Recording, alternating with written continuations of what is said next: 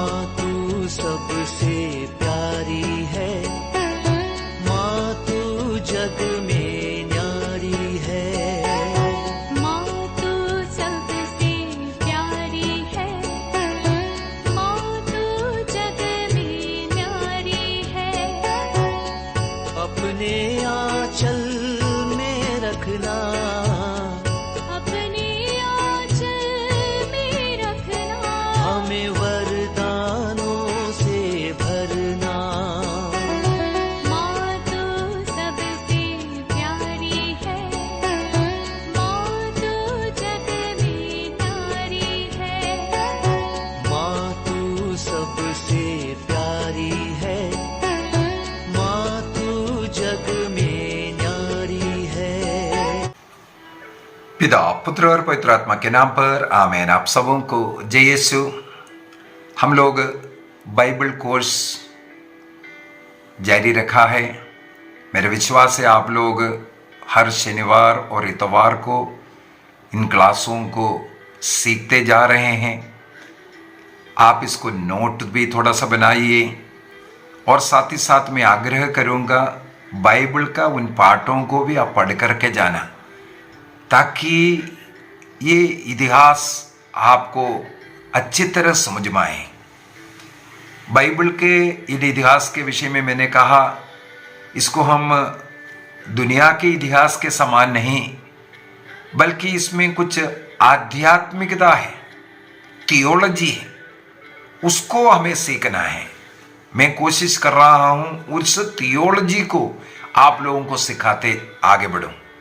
केवल बाइबल पढ़ने से सबको ये समझ में आएगा, लेकिन उसके अंदर क्या थियोलॉजी है, क्या हम लोगों को उसमें सीख मिलता है, इसको हमें सीखने की जरूरत है।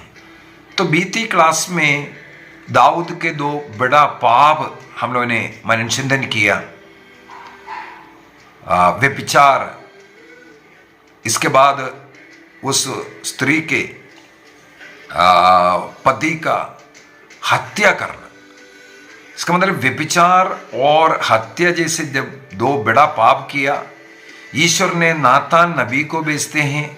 नातान नबी उन पापों के विषय में दाऊद को समझाते हैं और दाऊद छाती पीट पीट कर रो कर के विलाप करते हैं, मैंने पाप किया, मैं माँ के गर्भ से पापी हूँ।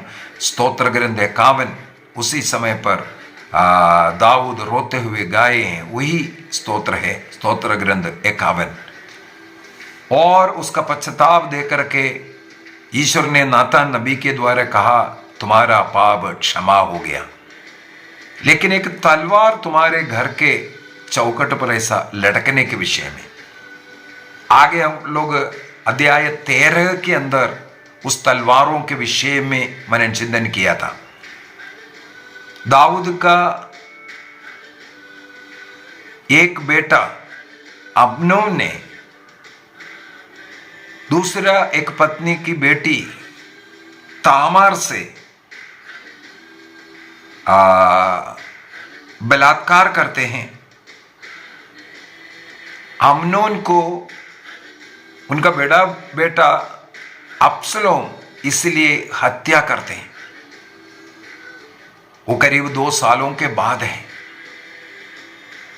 जिस प्रकार दाऊद ने बत्शेबा के साथ व्यभिचार किया, उसी प्रकार एक बेटे ने उनके एक बेटी के साथ, और उस बेटी का बड़ा भाई या दाऊद का बड़ा बेटा अब्सलोम ने इस अम्नोन की हत्या करते हैं। इस प्रकार तलवार के विषय में लिखा हुआ है, यहां समाप्त नहीं हुआ। आज के क्लास में हम लोग अब्सलोम के जीवन के विषय में मनन चिंतन करते हैं। अब्सलोम के विषय में अध्याय 14 से लेकर के 18 तक हम लोगों को पढ़ने के लिए मिलेगा। तो आज के क्लास के अंदर उन भागों पर हम लोग मनन चिंतन करेंगे। अब्सलोम के विषय में वो कितना यशस्वी है, कैसे हैं, इसके विषय में अध्याय 14 का वाक्य 25 से लिखा है, इस्राएल भर में कोई ऐसा व्यक्ति नहीं था जो अब्सलोम की तरह अपने सौंदर्य के लिए प्रसिद्ध हो। इसका मतलब बहुत ही अटाकटा सुंदर युवक था अब्सलोम। एड़ी से चोटी तक अब्सलोम का कोई दोष नहीं था। वह अपने बाल हर साल के अंत में कटवाया करता था, जब वे उसके सिर पर बोझ बन जाते थे। उसका मतलब इतना अधिक बाल बढ़ता था। उनका वजन 200 राजकीय शेकेल हुआ करता था। और आगे लिखा हुआ है अब्सलोम का 3 पुत्र है, 1 बेटी है, ऐसा उसका वर्णन किया हुआ है। अब्सलोम ने अम्नोन की हत्या करने के बाद अब्सलोम की बहन तामार के साथ अम्नोन बलात्कार करने के कारण उसके लिए एक मौका ढूंढता हुआ अब्सलोम रहा। अपने भाई के साथ प्यार है नाटक सब रचा। इसके बाद पिता का आज्ञा लेकर के अब्सलोम और अन्य लोगों को सब लेकर के वो दूर जाते हैं। वहां पर करीब 2 वर्षों के बाद लोग सब सोचा इसका मतलब ये सब भूल गया है, भाइयों के बीच में प्यार आ गया है। वहां सबों को बुलाते हैं गशूर नाम की जगह। वहां ये अम्नोन का जो हत्या करने के बाद 2 वर्षों के बाद वो भागते हैं। वहां पर गशूर के राजा अम्मीहूद के बेटा तलमे के पास जाकर के अब्सलोम रहना शुरू किया। इसका मतलब यरूशलेम से भागा, अपने भाई अम्नोन की हत्या करने के बाद राजा से भाग करके दूर चला गया। और अध्याय 14 में हम लोग ये पढ़ते हैं करीब 3 वर्ष वहां रहा। इसके बाद योवाब अब्सलोम को कैसे भी वापस लाने का कोशिश किया और राजा को समझाया और राजा ने हां किया। इस प्रकार अब्सलोम 3 वर्षों के बाद वापस आते हैं। इसका मतलब तामार के साथ व्यभिचार और अम्नोन के इसके बाद 2 वर्ष के बाद उनका हत्या करने के बाद फिर 3 वर्ष और दूर रहा। इसका मतलब 5 वर्ष फिर बीत गया। फिर वो वापस बुलाते हैं। वापस यरूशलेम में तो आ गया, लेकिन वो कभी राजा के सामने अपने को प्रकट नहीं किया। करीब 2 वर्ष तक इस प्रकार और बीता है, राजा के सामने नहीं आया। 2 वर्ष के बाद अब्सलोम ने योवाब को बुलाना शुरू किया, लेकिन योवाब नहीं किया। योवाब ही गुस्सा में था। योवाब के द्वारा ही ये अब्सलोम वापस जरूर आया, लेकिन उनका कहना मान करके उनके पास नहीं गया। तब योवाब के जौ की खेती को ये आग लगाया। तब उसको पूछने के लिए योवाब अब्सलोम के पास जाते हैं। तो बोला मैंने 2 बार आपको बुलाया, क्यों नहीं आया? इसलिए मैंने गुस्सा में ऐसा किया है और मुझे राजा दाऊद के पास लेकर के जाओ, ये आग्रह किया। तब योवाब राजा से आग्रह किया। अब्सलोम को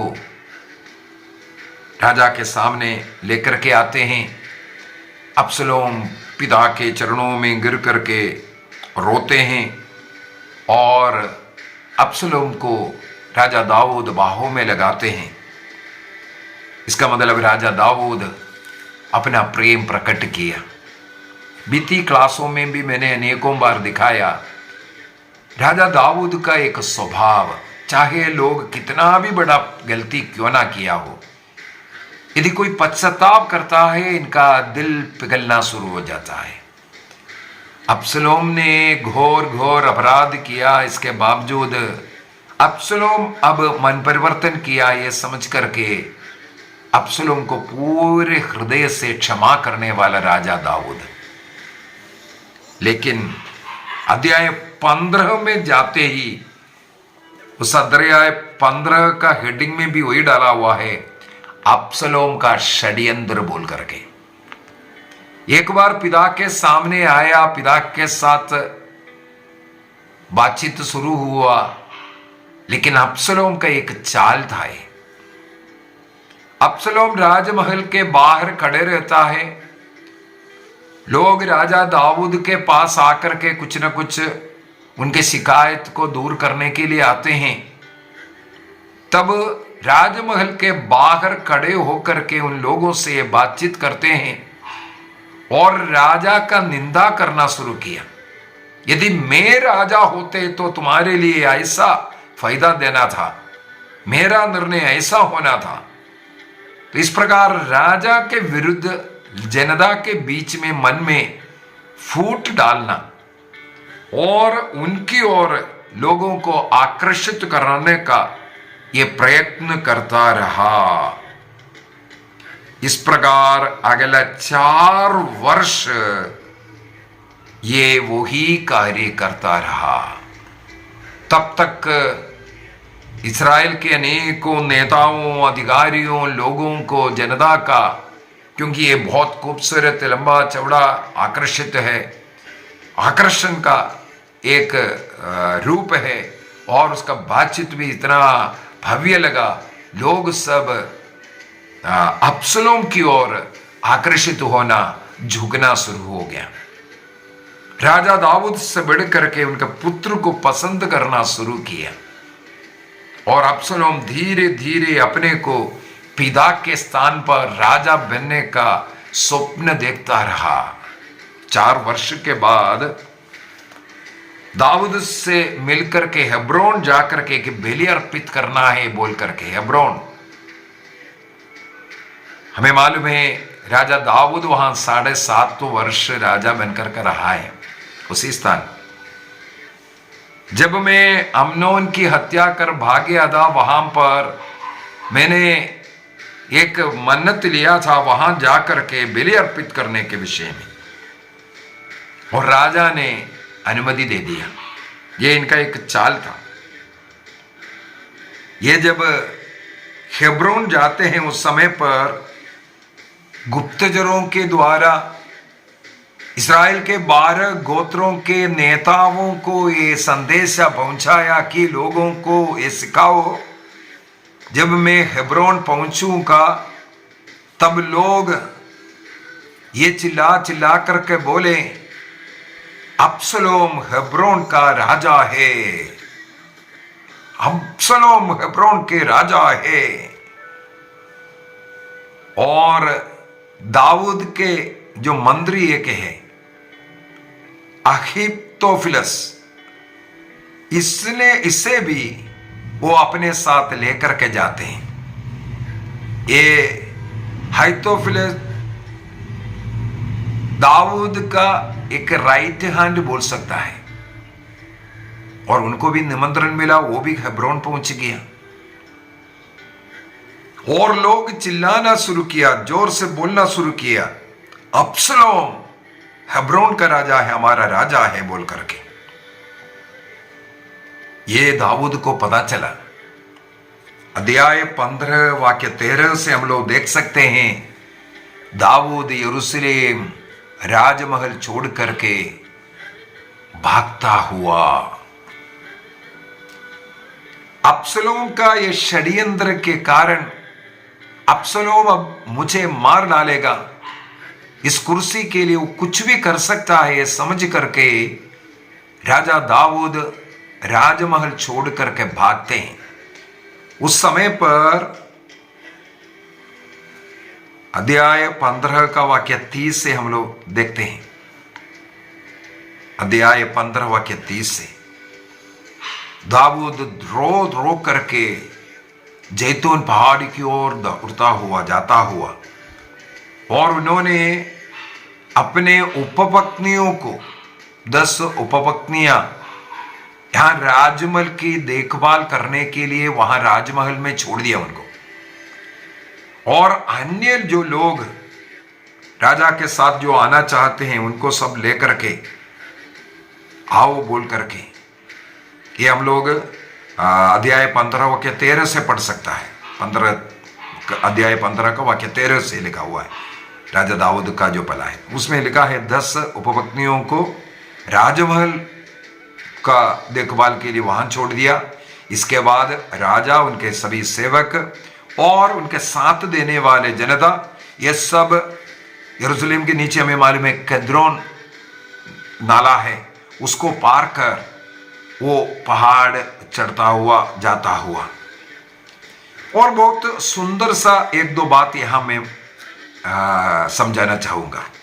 दाऊद का एक गुण, एक अपना पुत्र से वो लड़ना नहीं चाह रहा है। अपने पुत्र अपने आप राजा घोषित कर करके राजा कुर्सी अपनाना है। हो सकता है वो मुझे मारेगा, वो उससे बचना चाहता है, इसलिए वो भागते हैं राजमहल को छोड़ करके। दूसरी बात, राजा जब जा रहा था उस समय पर अबियातर पुरोहित मंचूषा लेकर के आया। लोग किद्रोन नाला पार करने तक वहां खड़ा था वो बलि अर्पित करते हुए।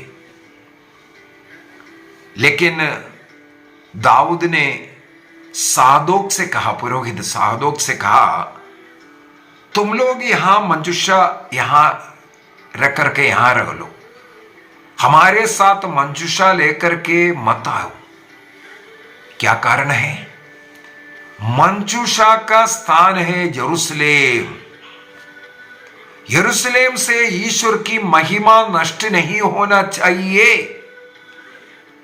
यरूशलेम ईश्वर का मंजूषा का स्थान है, इसलिए मंजूषा लेकर के मत आओ, बल्कि तुम लोग सादोक और अबियातर के विषय में भी मैंने बीती क्लासों में सिखाया था। वो दाऊद के पास शरण लिया है और दाऊद ने उसको मंजूषा उठाने के लिए सब सेवा कार्य में लगाया हुआ है। मंजूषा की सेवा में अबियातर को लगा हुआ है और वहाँ का प्रधान पुरोहित है सादोक। और उससे भी कहते हैं मंजूषा वापस जहाँ जो दाऊद नगर में रखा हुआ है उसी स्थान पर रखना और वहाँ उसकी सेवा करते हुए सादोक, अबियातर, ये सब तुम्हारा परिवार वहाँ रहना। इसके बाद वाक्य 30 से हम लोग पढ़ते हैं, वो फुट फुट कर रोते हुए वो किद्रोन नाला को पार करते हैं। वाक्य 23 में जब सारी जनता आगे बढ़ रही थी तब लोग फूट फूट करके रोने लगे। राजा ने किद्रोन नाला पार कर सब आदमियों के साथ उजाड़ खंड की ओर प्रस्थान किया और प्रभु का मंजूषा को वापस कर दिया। प्रभु की महिमा यरूशलेम में होना चाहिए। बेशक राजा का कुर्सी, राजा अधिकार सब कुछ नष्ट हो जाए, इस मंजूषा को मैं मेरे साथ नहीं लेकर के जाऊंगा, क्योंकि ईश्वर का मंजूषा यरूशलेम में रहना चाहिए। यदि यरूशलेम में ईश्वर का मंजूषा नहीं है, इस्राएल नहीं है। इस्राएल अगर रहना है तब मंजूषा वहां होना चाहिए। और बेटा ये जो कार्य कर रहा है, जहां लड़ाई में मंजूषा लेकर के जाने का आज्ञा है, ईश्वर की आज्ञा है, मंजूषा में लड़ाई में आगे आगे रखना है। और राजा ये साबित भी कर रहा है। दूसरी बात ये है, ये मेरे पुत्र के साथ ऐसा कोई लड़ाई नहीं, इट्स नॉट ए होली वार जहां मैं मंजूषा लेकर के जाऊं। ये पिता और एक बेटे के बीच का छोटा सा एक लड़ाई है। ईश्वर की महिमा यरूशलेम को कभी नहीं छूटना चाहिए। अगर नष्ट हुआ, इस्राएल नष्ट हुआ। मैंने 70 वर्ष का ये जो गुलामी का ये 70 वर्ष कैसे है, इसके विषय में भी मैंने बोल करके दिया था। यह है राजा नबूकदनेस्सर के द्वारा यरूशलेम मंदिर को जब नष्ट किया था। वहां से लेकर के यरूशलेम मंदिर दोबारा जो बनाया तब तक का जो समय पीरियड को अगर काउंट करें वो 70 वर्ष है। इसका मतलब है इस्राएल में अगर ईश्वर का मंदिर नहीं है, इस्राएल नहीं है, ईश्वर का मंजुषा का स्थान वहां है, वहां रहना चाहिए। ये एक प्रकार का भविष्यवाणी के समान हम लोग ये देखते हैं। इसके बाद बहुत ही सुंदर कुछ घटना है। वाक्य अध्याय 15 का वाक्य 30 से आगे अगर हम पढ़ेंगे वहां पर कुछ बातें हैं। ये जब जैतून पहाड़ जब चढ़ रहा था तब गुप्तचर के द्वारा दाऊद को ये पता चला कि दाऊद का राइट हैंड जो अहीतोफेल है वो अब्सलोम के साथ जुड़ गया है।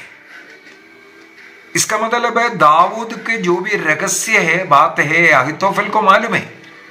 दाऊद के विषय में, उसके जीवनचर्या के विषय में, लड़ाई के लड़ने का तरीके के विषय में सब अहीतोफेल को मालूम है।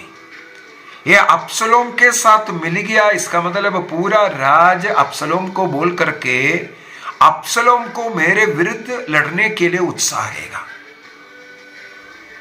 ये समझ करके इनको बहुत दुख लगा। वाक्य 31 को मैं पढ़ना चाहूंगा। वहां लिखा है, दूसरा सामुएल अध्याय 15 वाक्य 31, दाऊद को ये समाचार मिला कि अहीतोफेल भी अब्सलोम के साथ षड्यंत्र कार्यों में सम्मिलित है। दाऊद ने कहा, प्रभु अहीतोफेल की योजनाएं व्यर्थ कर। दाऊद का हृदय से रोते हुए एक प्रार्थना है, प्रभु अहीतोफेल की ये योजनाएं तुम व्यर्थ कर। अध्याय 17 के अंदर ये एक लाइन की ये प्रार्थना का कितना शक्ति है करके हमें पता चलता है। अहीतोफेल के जो भी षड्यंत्र था राजा दाऊद के मारने के लिए, वो किस प्रकार विफल हुआ। उसमें निराश होकर के अहीतोफेल जाकर के फांसी लगा करके मर जाता है। दाऊद ने केवल एक शब्द बोल करके प्रभु से प्रार्थना किया, हृदय से रोते हुए। अपना दाहिने हाथ मानने वाला, राइट हैंड मानने वाला व्यक्ति आज अपना शत्रु बन गया। उस दुख में राजा दाऊद कहते हैं, प्रभु अहीतोफेल की योजनाएं व्यर्थ कर।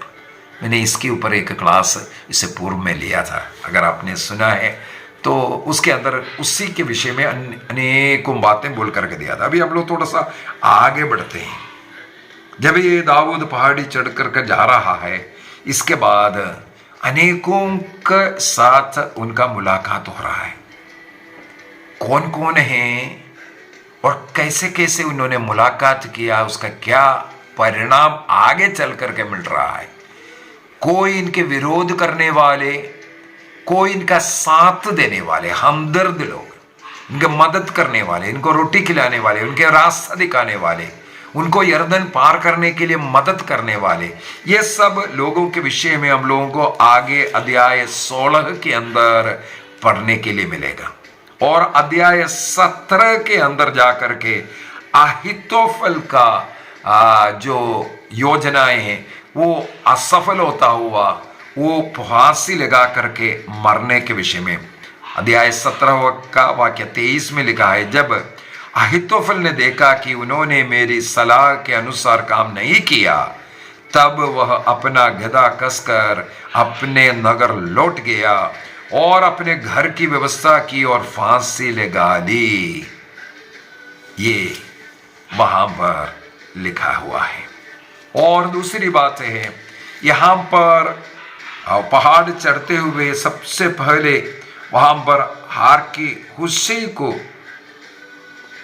मिलता हुआ, वो दाऊद से मिलने के लिए आए। उनका वस्त्र फटा हुआ था, सिर में धूल पड़ी थी।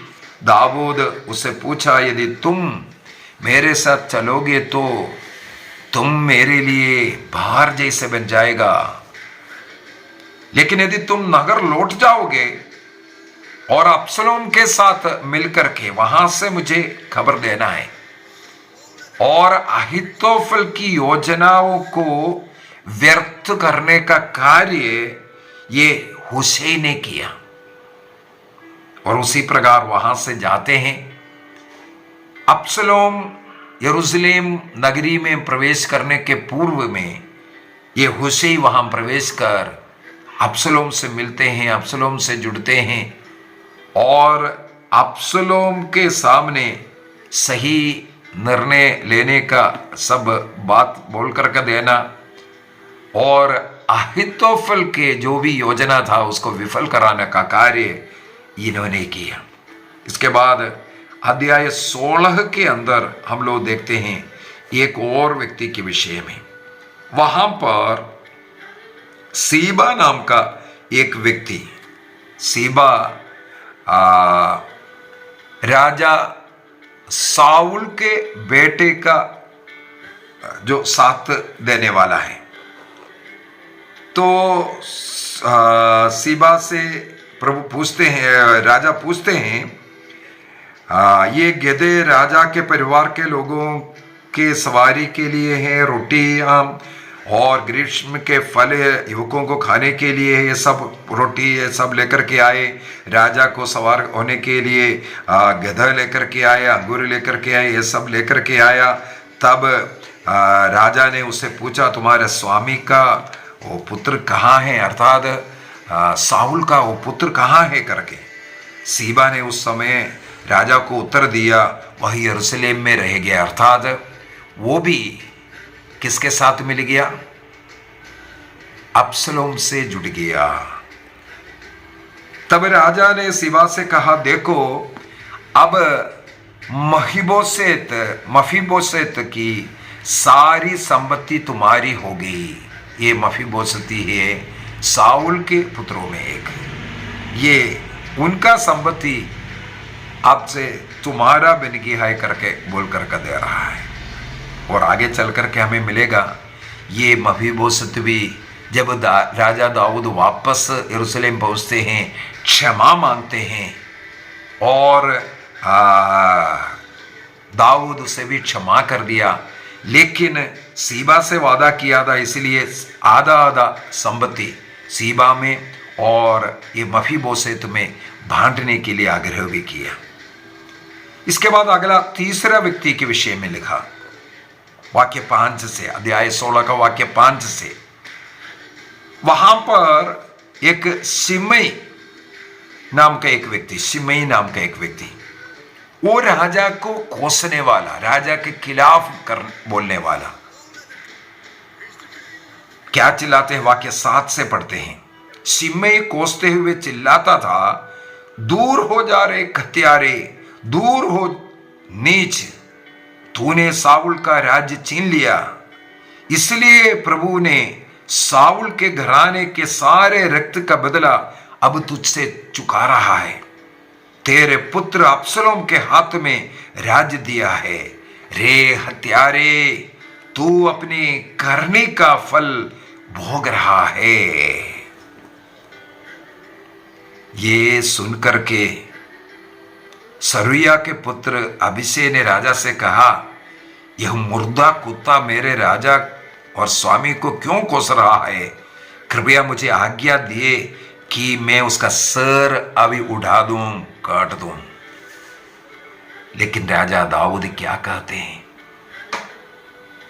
राजा ने उत्तर दिया, सरूया के पुत्रों, इससे तुमको क्या है? यदि यही इसलिए दाऊद को कोस रहा है कि प्रभु ने उसे ऐसे करने का प्रेरणा दी है। क्या है, सोच देखो, महाराज दाऊद को कोई गाली दे रहा है, लेकिन राजा बोल रहा है प्रभु ने उसको प्रेरणा दिया, मुझे ऐसा कोचे और मुझे ऐसा नीचा कर दे। तो कौन इससे पूछ सकता है ऐसा क्यों कर रहा है? उसे कोसने दो, क्योंकि प्रभु ने उसे ऐसे करने के लिए प्रेरणा दी है। हो सकता है, वाक्य 12 में, हो सकता है कि प्रभु मेरी दुर्दशा देखकर आज के इस अभिशाप के बदले मुझे फिर सुख शांति प्रदान करे। आज मैं कष्ट झेल रहा हूं, आज मैं दूसरों का अपमान सह रहा हूं, इसके द्वारा प्रभु की कृपा मुझ में आ सकता है। ये अध्याय 16 का, सामुएल का दूसरा ग्रंथ अध्याय 16 का वाक्य 12 को हमें लिख कर रखना है, हमारे जीवन में अपनाना है। हमारे जीवन में भी इस प्रकार का अनेकों लोग, कोसने वाला, निंदा करने वाला, बुरा करने वाला, चुगली करने वाले, हमें हानि पहुंचाने वाले, अपमान करने वाले सब आएगा। दाऊद की ये सोच रखना, हो सकता है ईश्वर ने उनके द्वारा मुझे थोड़ा और विनम्र करा रहा है। इसके द्वारा मेरा इस विनम्र, इस क्षमा, इस सहन, ये अपमान के द्वारा हो सकता है प्रभु मेरे अनगिनत पापों को क्षमा कर मुझे आशीष दे। जितना दिए कोस रहा है उससे दुगना आशीष भी आ सकता है।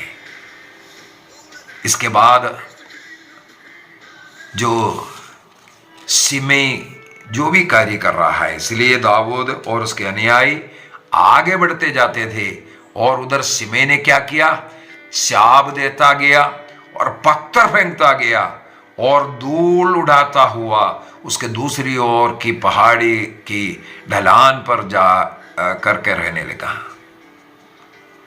अभी हम लोग आगे देख सकते हैं अब्सलोम के पास, पहले हम लोग ने वाक्य 30 से देखा था 15 का, वहां पर एक हुशै के विषय में, वो हुशै अब्सलोम से मिलते हैं, वहां अब्सलोम के साथ जुड़ गया। इसके बाद अब्सलोम का एक घृणित कार्रवाई वाक्य 20 से, दूसरा सामुएल अध्याय 16 वाक्य 20 से, अब्सलोम से ये जो अहीफेलेत ने व्यभिचार करवाया, राजमहल के देखभाल के लिए 10 दाऊद के उपपत्नियों को वहां छोड़ करके गया। अभी अहीतोफेल ने क्या किया, अहीतोफेल ने राजमहल के ऊपर एक टेंट लगा करके अब्सलोम से कहा, राजा का उपपत्नियों के साथ वहां रहो, इस्राएल के सामने जब ये कार्य करेगा इस्राएल सब आपको डरने लगेगा और आपको राजा मान करके आपका सेवा करेगा, इसीलिए ऐसा कार्य करना। इसका मतलब अहीतोफेल का परामर्श में अब्सलोम ने दाऊद राजा के उपपत्नियों के साथ राजमहल के कुल्लम खुल्ला इस्राएल के सामने ये गलती कर दिया। वाक्य 22 में हम लोग पढ़ते हैं, इसलिए छत पर अब्सलोम के लिए एक तंबू तान दिया है। अब्सलोम सब इस्राएलियों को जानते ही अपने पिता के उपपत्नियों के पास गया। उस समय अहीतोफेल का परामर्श ईश्वर की वाणी के समान उनको लगा, ऐसा एक गलती किया। इसके बाद अध्याय 17 के अंदर अभी राजा को मारने के लिए, राजा के साथ लड़ने के लिए कैसा करना है, यह सब परामर्श दे रहा था।